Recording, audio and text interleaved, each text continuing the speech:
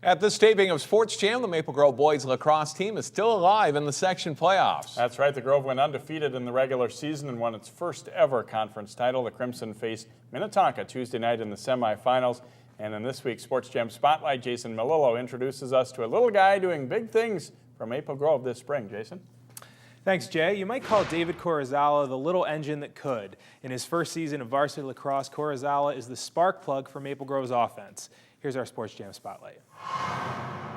David Corazala is a small guy, but with a lacrosse stick in his hands, the Maple Grove sophomore is huge. He's played at the elite level for a lot of years now in the summer leagues and all the rest. So he's a kid that's put it on his shoulders to get better and better. So for us, it was a no-brainer to bring him up where he should be playing, which is varsity. Corazala ripped goals all spring and helped lead Maple Grove to a conference title in the Northwest Suburban.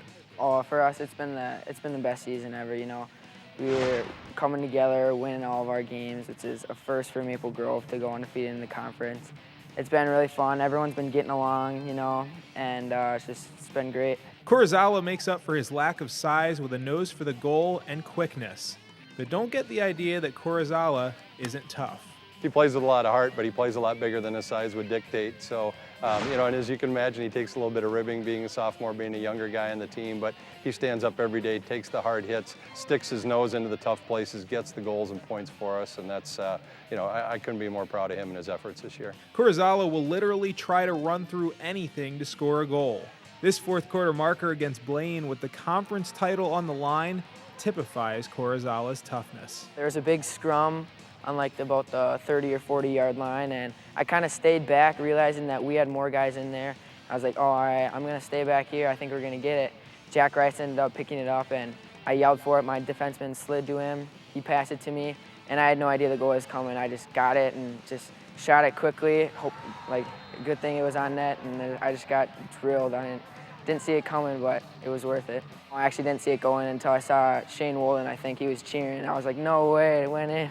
Corazala probably had the skills to play varsity lacrosse as a freshman, but the 2010 Crimson team was deep at the attack position, so Corazala watched and learned. And that's all part of the succession planning too. When you've got senior leadership up front, well, we went, holy cow, we lost an Alex Veldhuis who was a Mr. Lacrosse finalist candidate and all. We knew we were going to have somebody ready to step into his shoes, and that's Davey. Not comparing the two athletes by any means, but certainly stating that you lose a senior, but you bring in a sophomore who adds everything to the program. I dressed varsity, and I was sitting on the sidelines just watching his moves and just kind of coming off of what he did. I knew I had to be like him, basically, and step up next year. With young guns like Corazala, the future is bright for Maple Grove. Right now, high school lacrosse is dominated by a handful of teams, but the Crimson might be on the verge of breaking through to the next level. And I think we can. We got a lot of underclassmen. Our freshman sophomore team is obviously really good. Our A team is undefeated, so bringing those guys up next year, I think we're going to have a good chance, especially in the next few years when they develop as varsity players. And if David Corazala keeps doing this for 2 more years, Maple Grove can expect to make a run at a section title and possibly beyond.